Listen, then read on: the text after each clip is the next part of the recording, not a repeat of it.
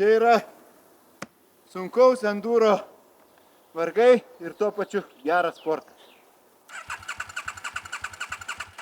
Prasideda. Sveiki enduro klubo draugai ir enduro bendruomenės nariai. Šiandien norėtume jums papasakoti daugiau apie enduro fiestą ir pirmąjį Lietuvos enduro čempionato etapą, kuris vyks balandžio 27 dieną Rukloje. Pradėkime nuo soft klasės ir soft klasės dalyvių, vienas iš jų Dainius. Taigi, Gediminai, turint tokio tipo motociklą kaip mano, čia yra Husqvarna 901, labai geras motociklas ir su tokiom nelabai piktom padangom, kur aš galėčiau kokioj klasėje važiuoti. Taigi, jeigu turite tokio tipo motociklą, vadinamąjį soft arba ADV tipo enduro motociklą, jūs galite rinktis 3 galimas klases. Pirma iš jų orientacinis ADV žaidimas, kuriame dalyviai turi surinkti per kontrolinį laiką kuo daugiau taškų, įveikdami kuo mažiau kilometrų. Antroji rungtis tokio tipo motociklam, tai turistam, mėgėjams skirtas užsiėmimas, apie 130 km ilgio, labai geras, vaizdingas maršrutas, puikiai praleisti dieną su draugais, bičiuliais, prasivažiuojant tikrai smagų, gerą maršrutą. Na ir trečioji rungtis, galbūt tokio tipo motociklas šiek tiek per sunkus, tačiau kviečiame dalyvauti ir su tokiais, tai čempionate nauja klasė Soft Enduro. Taigi, Soft Enduro motociklai galės čempionate dalyvauti, įveikti 2 ratus, kurių bus ilgis 30 km ir juose 2 greičio ruožus. Jeigu aš turiu tokio tipo motociklą ir tokios padangos standartinės, ar galiu dalyvauti soft orientaciniam žaidime? Tai viskas priklauso, aišku, nuo jūsų įgūdžių ir nuo orų. Jeigu iš vakaro nelis, manau tikrai įveikiama ir tokio tipo padangomis ir tokio dydžio motociklu. Tačiau be abejo mes rekomenduojame rinktis šiek tiek piktesnės vadinamasias padangas ir tuomet tikrai neturėsite jokių problemų ir jokių klausimų. Su tokio tipo padangomis galbūt ir ribota šiek tiek patirtimi rinkčiausi maršrutą, ADV maršrutą, pasivažinėti ir susipažinti su pačio renginio formatu. Tai padangos visą laiką kuo piktesnės, tuo geriau. Na, o jeigu turite hard tipo motociklą, galėtumėte rinktis iš 3 galimų klasių. Tai pirmoji klasė skirta mėgėjams, turistams, kurie nenori varžyti, sportuoti, tai maršrutas hard. Tikrai labai geras, maks įdomus maršrutas, 100 km ilgio. Galite važiuoti su draugais, neribotas kiekis dalyvių ir įveikti 100 km per mūsų užduotą laiko normą. Na, o antroji klasė hard motociklams, tai yra nacionalinė LT klasė, nauja klasė čempionate, kurioje galite dalyvauti su neregistruotais, su krosiniais motociklais ir netitinkančiais FIM reikalavimų.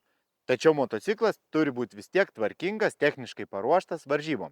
Šioje klasėje dalyviai įveiks 30 km ratą, kuriame bus 2 greičio ruožai, vienas enduro, kitas smėlio ruožas ir tokių ratų nacionalinė LT klasė turės įveikti 2. Na ir trečioji klasė, sakykime, daug klasių skirtų sportininkams, tai yra čempionatas, enduro čempionatas, visos čempionatinės įskaitinės klasės. Tai sportininkai tikrai žino, yra patalpinti nuostatai, federacijos puslapį, kviečiam susipažinti ir dalyvauti kuo gausiau. O jeigu aš visgi sugalvosiu su sportininkais parungtyniauti, bet su sunkesniu motociklu? Tikrai galite ir šiemet mes turime naują, labai įdomią klasę, soft motociklams skirtą čempionate. Galite dalyvauti kartu su sportininkais, važiuoti tą patį 30 km ratą, greičio ruožus. Tiesiog patarimas, reikėtų tikrai jau piktesnių padangų. Na ir be abejo, geriausia būtų dalyvauti su šiek tiek gal lengvesniu soft motociklu, bet jeigu dalyvausit net ir su tokiu, sveikintina, ar su tokiu, taip pat sveikintina, nes mes galbūt net apdovanosim sunkiausius dalyvius. Taip, drąsiai registruokitės ir bandykit šį nuostabų formatą. Manęs draugas Vygintas prašė paklausti, jeigu jis turi elektrinį motociklą, ar galėtų irgi dalyvauti? Taip, matome didelį susidomėjimą E-moto klasėje, tad šiemet turime ir naują E-moto klasę, kurioje galite dalyvauti su elektriniais motociklais. Jie taip pat turės įveikti vieną ratą apie 30 km ilgio ir 2 greičio ruožus. Tad kraukitės batareikas, jūsų klasė šiemet taip pat yra čempionate. Ar Enduro Fiestos dalyvaujantiem dalyviam reikės navigacijos? Patiksliname, jog enduro čempionate visoms klasėms navigatoriaus nereikia. Trasa bus sužymėta specialiais ženklais, kurie rodys kairę, dešinę, apsisukti ar tiesiai, o greičio ruožai bus pilnai aptverti, kuriuose lauks jūsų profesionalūs teisėjai matuojantis laiką. Taigi, navigacijos enduro čempionate nei vienai klasiai nereikia. Na, o enduro fiestos klasėse reikėtų turėti arba navigatorių, arba telefoną su Osmand ar kita GPX failą palaikančia programėle, todėl kad jūs turėsite naviguoti.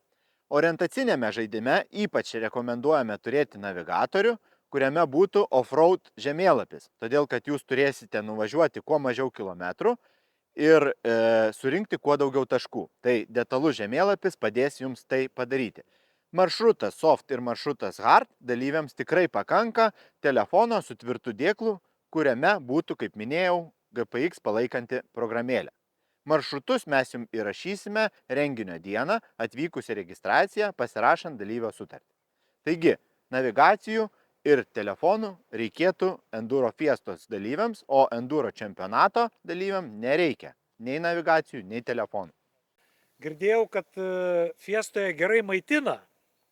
Maitina ne tik gerai, bet ir visi prizininkai ir dalyviai visuomet gauna mūsų partnerių prizus ir labai gerus surprizus. Tad tikrai, kaip visuomet, jūsų laukia kokybiškas šefas ant ratų maistas, geri prizai, daug surprizų, nerealūs Ruklos maršrutai ir tikrai geras laikas bendraminčių būry. Taip, kad Dainiau pasižymėk savaitgalį, balandžio 27 dieną važiuojam visi kartu. Turiu provokacinį klausimą Gediminui. Ar kaip visada užsakys orą? Bandysim ir tai užsakyti. Visuomet laikom kumščius, kad oras būtų nuostabus ir kad jūs gerai praleistumėt laiką. Kokia programa vakarinė? Kaip visuomet Enduro Fiestos metu mes turime labai gerą vakarinę programą. Užsakyta nuostabi gegužinė sodyba ant Neries kranto, turėsime pirtelę. Būtinai atvažiuokit, dalyvaukit, nakvokit. Nakvojantiems palapinėse ir kemperiuose nakvynė yra nemokama.